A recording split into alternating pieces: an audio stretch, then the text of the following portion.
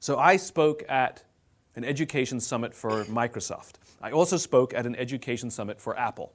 At the Microsoft summit, I would say that 80% of the executives spent the vast majority of their presentations talking about how to beat Apple. At the Apple summit, 100% of the executives spent 100% of their presentations talking about how to help teachers teach and how to help students learn.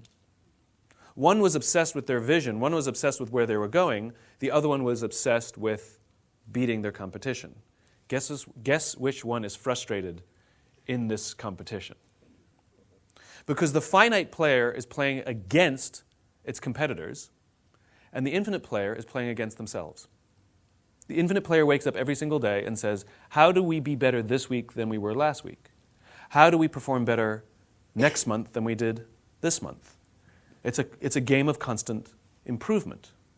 It is totally fine to study our competition for tactical reasons, but the number of companies that study their competition for strategic reasons is scary, which means they react strategically to their competition and will change entire business models on basically on a whim, which means the company has no stability and is going all over the place. In other words, you're wasting time and resources.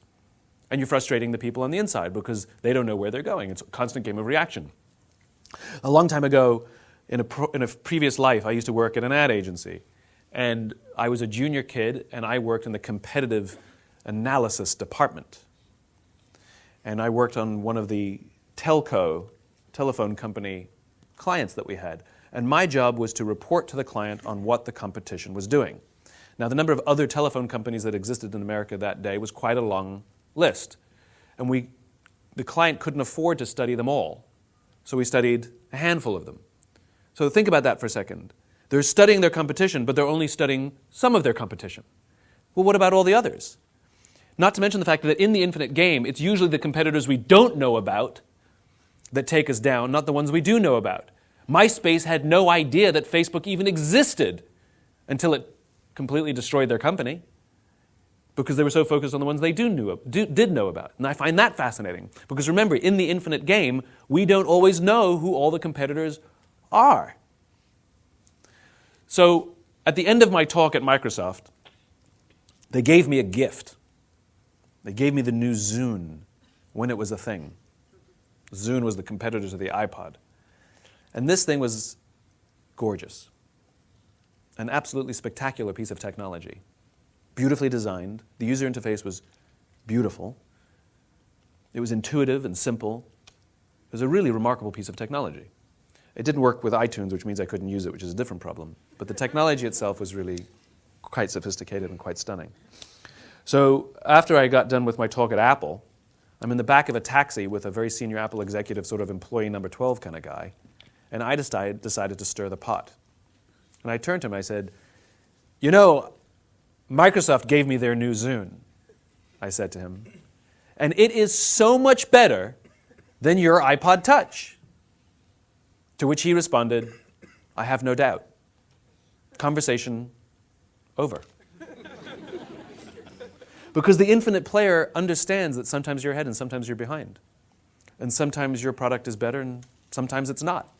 The goal is not to win every battle. The goal is to outlast the competition. You let the competitor compete against itself and drive itself down to zero while you're out there improving your systems constantly.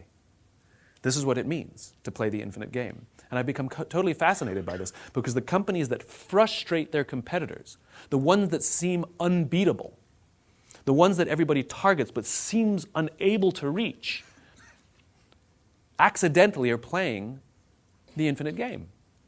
So in the US, Costco frustrates Walmart.